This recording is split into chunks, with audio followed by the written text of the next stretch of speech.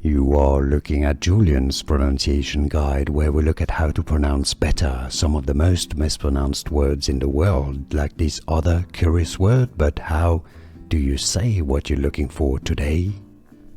Let's learn how to pronounce once and for all correctly this name that I know many of you are confused by, but it's actually pretty easy once you know. If you want to learn more confusing names pronounced and more, I'll link to a few at the end for you. Eilene, it's generally how it's pronounced, so it's a bit just an alternate spelling of the name that is more commonly spelled as E-I-L-E-E-N. Okay, so that's essentially the idea. Eilene, alright?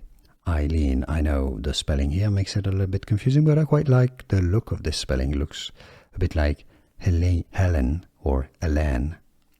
Eilene, how do you pronounce it? Any other ways? Let us know in the comments. Here are more videos on how to pronounce more confusing words and names too many mispronounced. Like this video if you found it useful. I appreciate your support. I'll see you soon and thanks for watching.